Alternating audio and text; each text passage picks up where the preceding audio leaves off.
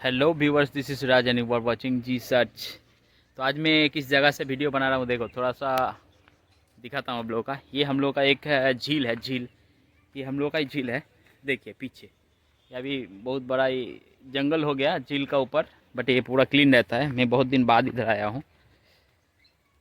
आप लोगों को थोड़ा सा मैं घुमा के दिखाता हूँ और मैं कुछ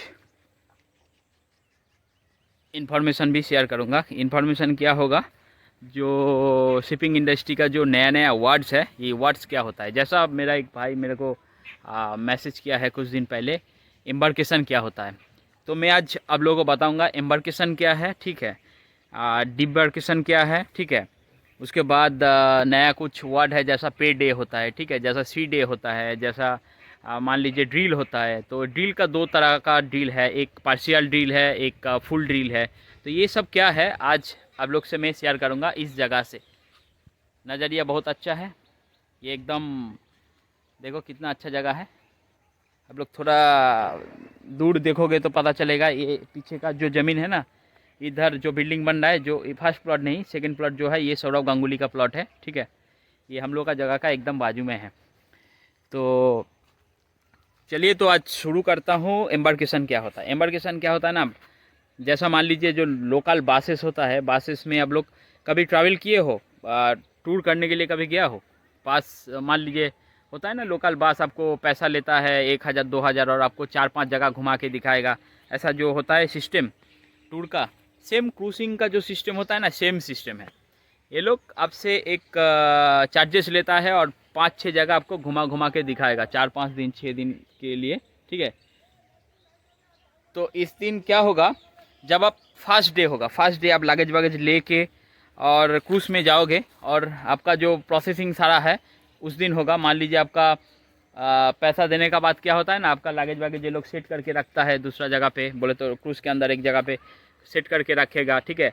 आपको खाना क्या देगा समझाएगा, ठीक है। आपका जो सिक्योरिटी प्रोसेस है, कैसे आपका अगर पानी में जहाज़ जाएगा तो कैसे जहाज़ को छोड़ना पड़ेगा, ठीक है, ये आपको बताएगा। मास्टर स्टेशन क्या है, तो ये सब सारे जो चीज़ है आपको समझाएगा। उस दिन को बोला जाता है एम्बार्केशन डे। जिस दिन आप स्टार्ट करोगे क्रूज़ का जो जर्नी है स्टार्ट करोगे, उस दिन को बोला जाता है एम्बार्केशन डे। उस दिन का बहुत सारा प्रोसेस होता है, बहुत सारा काम आपका करना पड़ता है, और क्रूज़ का जितना भी स्टाफ है उसको भी करना पड़ता है बहुत सारा काम। तो उस दिन बहुत ज़्यादा बिजी रहता है। हर एक जो मदर पोर्ट होता है ना, मान लीजिए न्यू ऑरलेंस हो गया, टाम्पा हो गया, मियामी हो गया, हर एक पोर्ट बिजी रहता है उस दिन। और सिक्योरिटी डिपार्टमेंट में बहुत ज़्यादा काम होता है, क्योंकि इन लोगों को गेस्ट को सही से रिसीव करना पड़ता है, सही से चेक करके अंदर घुसाना पड़ता है, बहुत सारा प्रोसेस होता है, ठीक है। किसके पास सिगरेट है, क्या है, कुछ है, जो रूल्स एंड रेगुलेशन है ये सब मेंटेन करके घुसाना पड़ता है। किसके पास कोकेन है उसको चेक करना पड़ता है।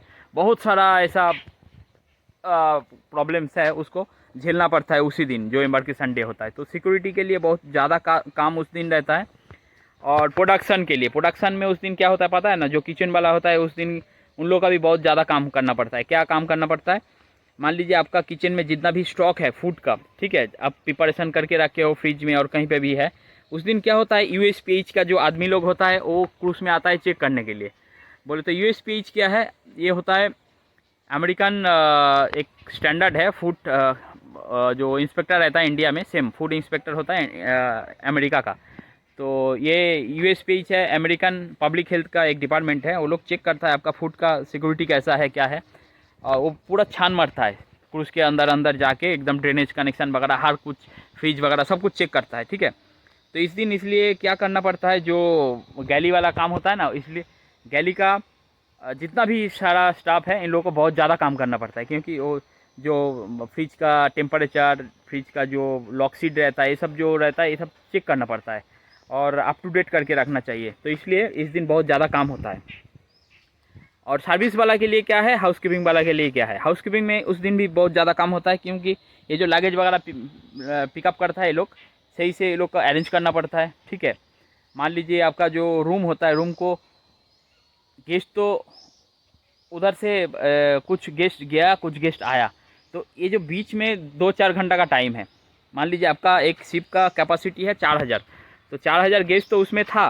4,000 गेस्ट जब चला गया तब उसको डिबार्केशन बोला जाता है। और मान लीजिए 7 बजे वो लोग रूम क्लीन करके चला गया, बोले तो रूम छोड़ दिया, और एम्बार्केशन स्टार्ट हुआ 12 बजे से, क्या 11 बजे से, बीच में 3-4 घंटा टाइम है। तो ये जो 3-4 घंटा टाइम है, इसके अंदर क्या करेगा हाउसकीपिंग वाला, फटाफट जो रूम्स वगैरह है क्लीन्स कर देता है, ठीक है, जितना भी वो लिनन वगैरह है सब चेंज कर देता है। तो ये जो काम है बहुत सारा काम होता है, बहुत हार्ड काम होता है। फिर मिनी बार रहता है जो रूम के अंदर मिनी बार, फिर उसको सेट करके रखता है। कुछ कुछ रूम में ये लोग बहुत ज़्यादा कचरा करके जाता है, वो भी साफ करना पड़ता है, और भी बहुत सारा इशू रहता है। कोई कोई रूम में एसी को कुछ करके जाता है, ये लोग एसी नहीं चलता है, तो उसको फिर मेंटेन करना पड़ता है।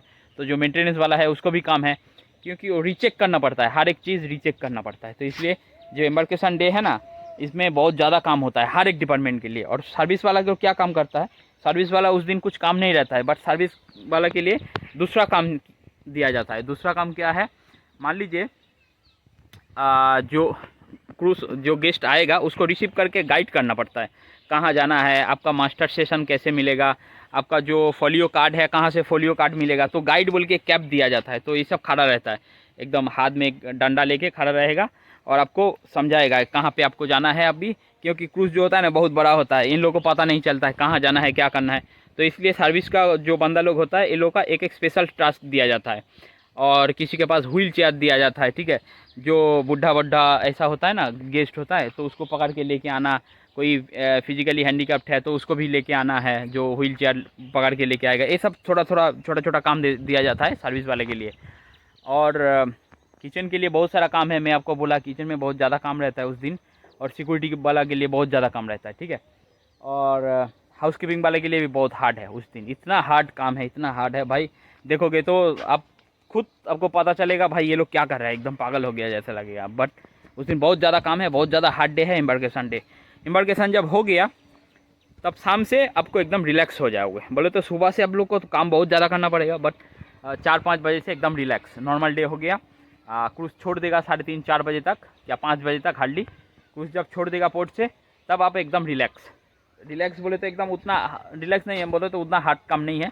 अभी सी डे हो गया, तब क्या होगा, उस दिन तो चला गया, पूरा दिन रात चलेगा सी में, और दूसरा दिन भी जाएगा सी में। तो जब वो सी में रहेगा कहीं पे भी रुकेगा नहीं, उसको बोला जाता है सी डे।